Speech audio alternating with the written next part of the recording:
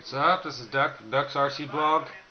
Thought we'd go over a little bit on the ghetto bomb.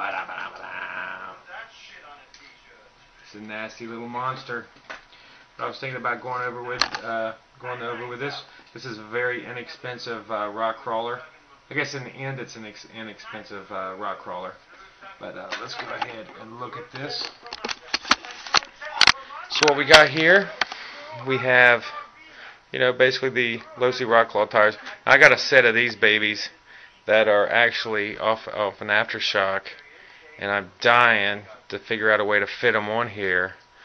Cause man, that would be nasty. Could you imagine 2.2s? The thing would be like this tall with this little body. It'd just look like a little stick or something. But yeah, just the basics. I'm not going to go into everybody's got their little secrets, I think, about their rock crawlers to make them better than everybody else's. So I won't go into those. But really, basically, this was a Wheelie King at first. Everything about it. Really, the only thing left of a Wheelie King are the axles. As you can see, the difference. The Axe 10s, the Scorpions, and the Wheelie Kings are kind of built the same way, with the exception of the center piece. A lot of the pieces go on the front, so you do have to get some mods for that are different. The axles have the 3 holes that are screwed on the side here on top, and that's why they're able to put the battery packs and things like that. This is basically looks just like the front, just like the Scorpions. The front and rear axles are the same. Now this right now is locked with the plastic, the original plastic that came with the Wheelie King pieces, but I've changed, that's going to stay like that. I'm trying to figure out a way actually to lock from here to here, which these are actually the new HPI pieces. I found these on eBay for about 18 bucks to kit, which there's a lot more than these, but this is really all I needed to finish up my truck. Now these pieces, the originals, there was only one spot up top to screw on, and then there was a spot on the side to put your forearm bars. Now they have like 4 spots adjustable for your shocks, and also I think it's 2 spots for your 4 links. And I went ahead and did as low as I could, and I brought my shock out as long as I could. Now this is right now around about 12 3/4, so it's not regulation, but I'll figure out a way to shorten it up. But shocks wise, I'm running a spring back and a droop front, which actually works really good for this truck. The back is pretty tight because I'm actually using Truggy shocks, Kyosho, the black Truggy shocks. They're pretty tight. I'm thinking about making some other kind. I'm still looking right now, but these shocks do work real well. Actually, I was thinking about the Wheelie King, original Wheelie King ones, but I don't think they'll fit on the T-Max shocks. So no big deal on that. And then I went with the 4 links. These are Revo, off of Revo. Same length front and back. Just where they're hooked up at, it makes it a different length. It makes it look a little funnier. Running an Orion 1600 battery. I put it in the back because there really isn't any weight in the back. Right now, my tires in the back are stock. Nothing's in the wheels. I'm going to be doing. I'm going to be cutting the inside of those out and drilling holes in the rims and putting about 4 ounces in each one. The front, I went ahead, and a lot of people do the star pattern. Well, I went, I messed up at first, but I like it. In the end, it actually worked out good. It's a zigzag pattern. The foamies inside is a zigzag pattern. Worked really good. I'm using stock Wheelie King rims because I really can't afford anything like these lock rings. What do you call them? The pieces that are in front. I don't even know what they're called. That's how much I care about them. But a big thing about the Wheelie King ones are, when you do lock your axles, which I use JB Weld inside here, I put it JB Weld because why am I ever going to need the differentials in this thing? It's never going to work. Need to do that anyways. But the rims actually, they don't break inside, but they do split around the I call it a hexagon piece. So what I did, I just super glued that in. Now it's no worries. Baby will crawl like mad. Also, I got a Traxxas receiver, LRP speed control. Let's see if we can get this off here.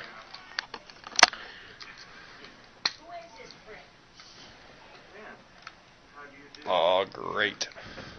Right when I need to get in it, it's hard. Here we go. You can see how I get in there.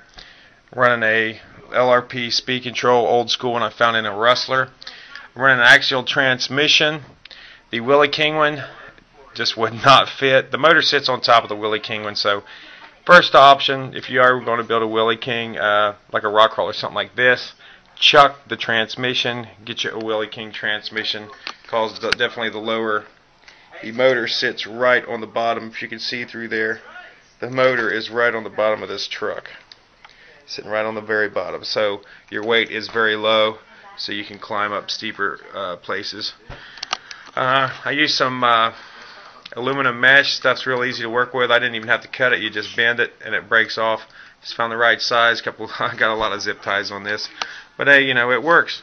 I don't care.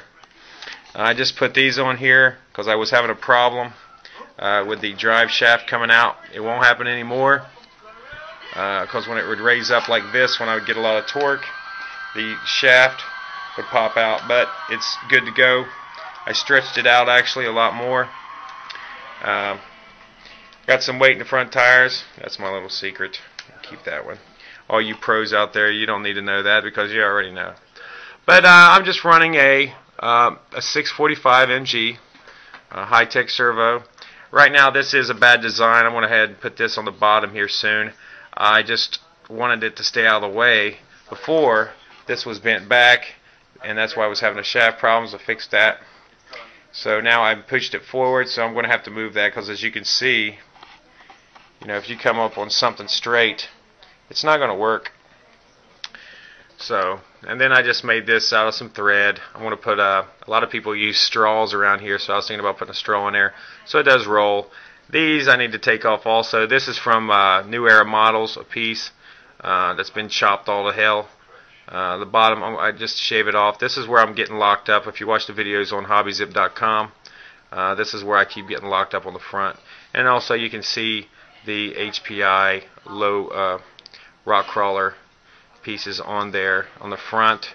I used to have to fabricate these, and God, were they awful. I was having so much problems with those, and now they make them, so I never have to worry about that anymore. You know, this is the chassis. I know a lot of people looking at the chassis and going, what the hell? That is a Mantis style chassis. I found that on RCCrawler.com. They actually have the prints.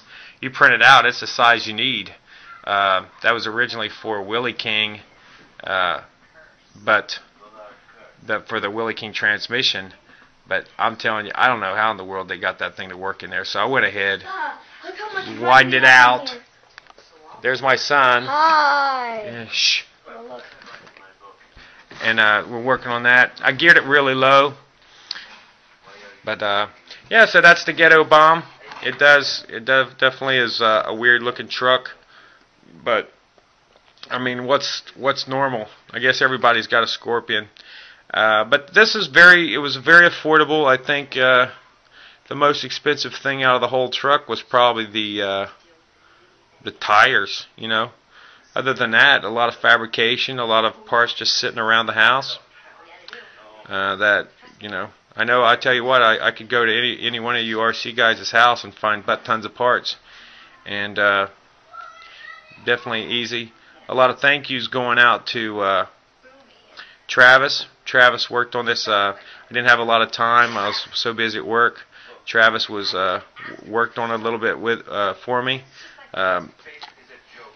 Toboggan, he painted this and he was playing around with it. He made the bars to go across here, threaded with the tubing on the outside.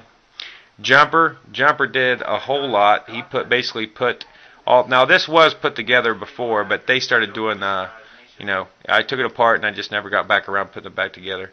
But Jumper, he put it back together all for me. He also figured out a way to go with the Emax, the Emax shafts here and fit them onto an axial transmission. Basically, he just drilled a hole in there and it was able to fit right in. So thank you a lot, Jumper, for that. That was the biggest stress I had on building this, was that piece right there. But yeah, that's about it on this truck. It definitely crawls good. It's definitely a wacky crawler. You can see the videos at hobbyzip.com. A lot of these parts, I mean, you can get these parts at RCSLOT.com. for a very affordable price. But I think this build is. I mean, if you could get the axles, you know, you don't want to go buy a whole wheelie king. But I'm pretty sure you can just get the axles alone. But everything is under $250 maybe. And I mean, what are you paying for a Scorpion out there? You're paying a lot of money for a Scorpion. Everybody's got a Scorpion, man. These days, it's good to be different. In my eyes. My grandma, I remember saying, "You want to fit in. You want to make sure dress like everybody else." I know, I love my grandma, but I'm telling you, I'd rather be different. And this baby is definitely different. And I like that about it. You don't need nothing, none of these $700 or $800 trucks, man. And that's what people are paying for these things. So yeah. So be different out there, man. It's funner. It's interesting. Show up to a race with some crazy, you know, crazy thing. I think that's what's cool, man. Especially about this sport. Express yourself. Express yourself. And that's it, man. So catch you later. That's the Ghetto Bomb. Sorry it took so long, but yeah, it's a great truck. All right. See ya. Peace.